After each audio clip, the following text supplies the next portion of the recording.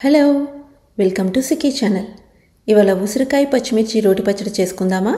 So వైలెట్, let's get started. నేను India నుంచి వచ్చేటప్పుడు మా అమ్మగారు ఇలా ఉసిరి తురుము చేసిస్తారండి. యూఎస్కి రాగానే ఆ ఉసిరి తురుముని చిన్న చిన్న ఉండల్లాగా చుట్టి జిప్లాక్లో వేసుకొని నేను ఫ్రీజ్ చేసుకుంటానండి. ఇలా చేయటం వల్ల మనకి ఎంత కావాలో అంత తీసుకోవడానికి ఈజీగా ఉంటుంది. అదే పెద్ద బ్లాక్లో అనుకోండి, ఫ్రీజ్ అయిపోయిన తర్వాత ముక్కలు చేయడం కష్టపడాలండి. మీరు కూడా ఈ పద్ధతిని ట్రై చేసి చూడండి. ఉసిరికాయ గొప్పతనం ఏంటంటే మన 6 రుచుల్లో ఉప్పు తప్ప 5 రుచులు ఒక్క ఉసిరికాయలోనే ఉంటుందట. ఇది చాలా ఈజీ రెసిపీ అండి. ఉసిరికాయ, పచ్చిమిర్చి, నువ్వులు, ఉప్పు, పసుపు, తాలింపు దినుసులు అంతే.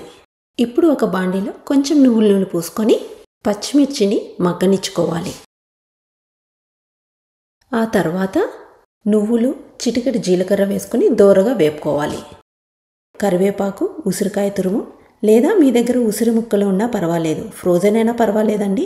చిటికెడు పసుపు, తగినంత ఉప్పు వేసుకొని ఒక్క నిమిషం వేపుకొని పక్కన పెట్టేసుకోండి.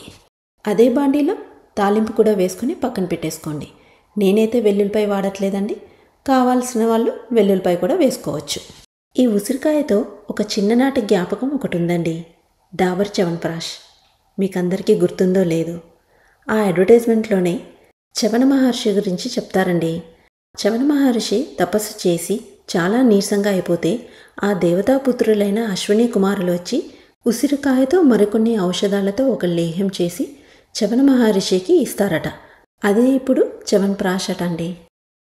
ఇప్పుడు మన రెసిపీలోకి వెళ్ళిపోదాము. తాలింపు కూడా పెట్టేసుకున్నాం కదా, ఇంకా మనం పచ్చడి నూరేసుకుందామని మన రోట్లో.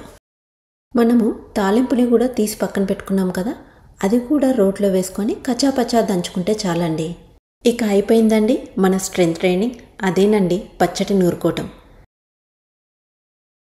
మీకు ఈ రెసిపీ నచ్చినట్టయితే please like, share and subscribe to Sikki channel.